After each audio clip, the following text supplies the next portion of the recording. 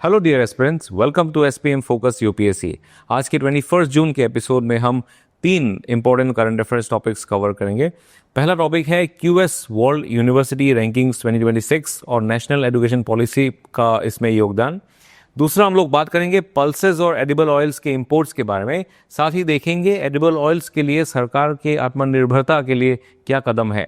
और तीसरा टॉपिक होगा अरावली ग्रीन वॉल प्रोजेक्ट, जो एनवायरनमेंट और डेजर्टिफिकेशन को एड्रेस करने के लिए एक बड़ा इनिशिएटिव माना जा रहा है। सबसे पहले बात करते हैं QS world university rankings 2026। QS world university rankings हर साल क्वेक्वेरेली साइमंस द्वारा पब्लिश किया जाता है। क्यूएस एक एजुकेशन नेटवर्क कंपनी है। इस बार की रैंकिंग्स में कुछ इंपॉर्टेंट पॉइंट्स ये रहे कि मैसाचुसेट्स इंस्टीट्यूट ऑफ टेक्नोलॉजी, जिसको हम लोग MIT भी कहते हैं, उसने लगातार 14th ईयर अभी जो है दुनिया का बेस्ट इंस्टीट्यूट का टाइटल बनाए रखा है। अब इंडिया की तरफ से देखा जाए तो IIT दिल्ली ने सबसे अच्छा परफॉर्म किया है, जिसका रैंक है 123। अब बात करते हैं इंडिया की परफॉर्मेंस और NEP के योगदान की। 2014 में सिर्फ 11 इंडियन इंस्टीट्यूशंस क्यूएस रैंकिंग में थे, जबकि 2026 में ये संख्या अभी बढ़कर 54 हो गई है। इस 5 टाइम्स इंक्रीज का main reason national education policy 2020 को माना जा रहा है। NEP 2020 के कुछ की फीचर्स है। स्कूल एजुकेशन रिफॉर्म्स के तहत 10+2 स्ट्रक्चर को रिप्लेस कर दिया था 5+3+3+4। ये नया करिकुलर स्ट्रक्चर आया था। इसमें early childhood care and education भी शामिल है for children aged between 3 to 6 years. Higher education reforms में हॉलिस्टिक मल्टीडिसिप्लिनरी फ्लेक्सिबल एजुकेशन को प्रमोट किया गया था और एकेडमिक बैंक और क्रेडिट जैसे टूल्स का भी यूज़ हो रहे थे।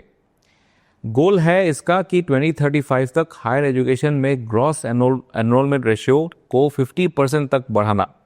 Higher education commission of India भी एस्टेब्लिश की गई है। टीचर एजुकेशन एंड ट्रेनिंग में भी कुछ चेंजेस की गई है। 2030 तक टीचिंग के लिए 4 साल मल्टीडिसिप्लिनरी BEd डिग्री मैंडेटरी होगी। National professional standards for teachers develop किया जा रहा है। NEP का 3 लैंग्वेज फॉर्मूला भी कंटिन्यू किया जा रहा है, जिसमें स्टूडेंट्स अपने रीजनल लैंग्वेज के साथ एक और इंडियन लैंग्वेज सीखेंगे। कुछ स्पेशल इनिशिएटिव्स भी शामिल की गई है। आइए थोड़ा नज़र डालते हैं इसके बारे में। जादुई पिटारा, जो NCERT द्वारा बनाया गया है प्ले बेस्ड लर्निंग मटेरियल के लिए, 3 से 8 साल के बच्चों के लिए ये है। इसका एक डिजिटल वर्जन भी अभी लॉन्च हो चुका है। परख एक ऐसा बॉडी है जो स्कूल बोर्ड्स के बीच यूनिफॉर्म असेसमेंट स्टैंडर्ड्स लाने के लिए बनाई गई है। जैसे कि NCERT और स्टेट बोर्ड्स के बीच एक यूनिफॉर्मिटी हो असेसमेंट करने में, उसको लाने के लिए ये ट्राई किया गया है परख के थ्रू।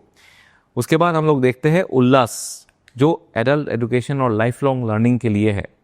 और आखिरी में हम लोग अगर बात करें तो निपुण भारत मिशन। इस निपुण भारत मिशन का गोल ये है कि फाउंडेशनल लिटरेसी और न्यूमरेसी इंश्योर करना। इस टॉपिक पर एक प्रीलिम्स प्रैक्टिस क्वेश्चन दिया गया है, इसका आंसर आप कमेंट सेक्शन में दे सकते हैं। अगला टॉपिक है इंडिया के पल्सेस और oil imports. India agricultural trade में सरप्लस मेंटेन करता है, लेकिन ये सरप्लस रिसेंट ईयर्स में कम हुआ है। एक्सपोर्ट के टॉप आइटम्स में marine products, non basmati rice, spices और बफेलो जैसे कुछ चीज़ें शामिल हैं। और इंपोर्ट में भी कुछ आइटम्स हैं, जैसे कि वेजिटेबल ऑयल्स, पल्सेस और फ्रेश फ्रूट्स है। ये सबसे हाईएस्ट इंपोर्ट्स होते हैं। अब कंसर्न ये है कि पल्सेस और एडिबल ऑयल्स का इंपोर्ट रिकॉर्ड हाई पर पहुंच गया है।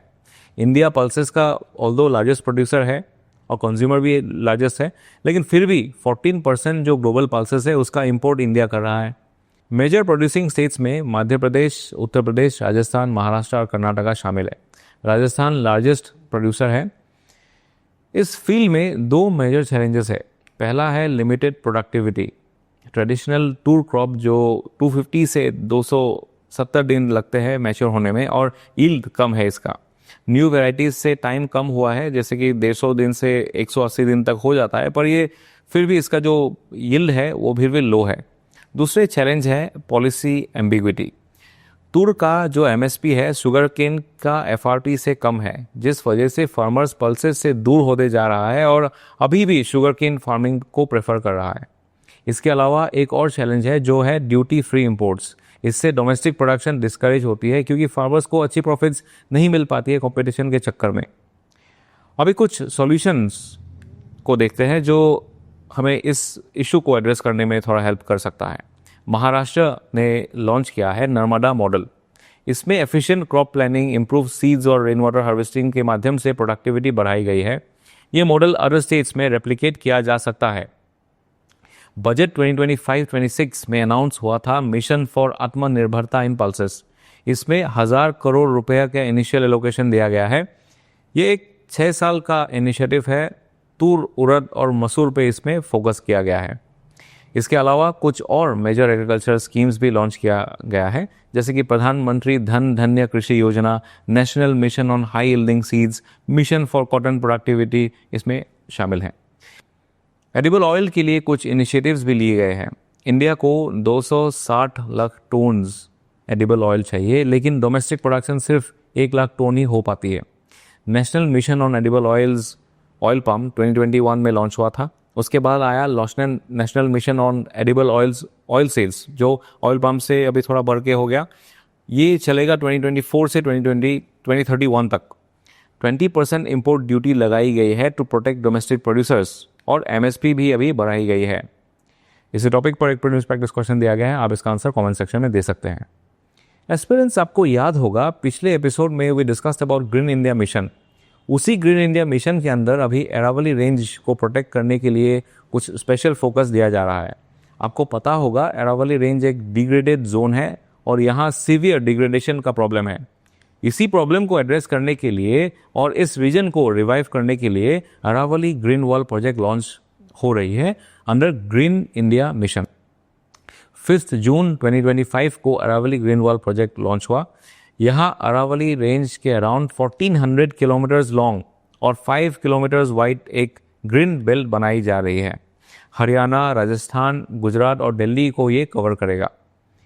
इसका एम क्या है? इसका एम है कि थार डेजर्ट को ईस्टवर्ड एक्सपांशन को रोकना, specifically targeting the increasing desertification of the region. ये डेजर्टिफिकेशन को स्टॉप करने का एक जरिया है, तरीका बोल सकते हो आप। ये प्रोजेक्ट इंस्पायर्ड है अफ्रीका के ग्रेट ग्रीन वॉल प्रोजेक्ट से। इसी के साथ आज के करंट अफेयर्स को यही समाप्त करते हैं। नोट्स बनाना ना भूलिए और रिवाइज करते रहिए। कल फिर मिलेंगे नए टॉपिक्स के साथ। तब तक के लिए this is focus UPSC signing off. जय हिंद।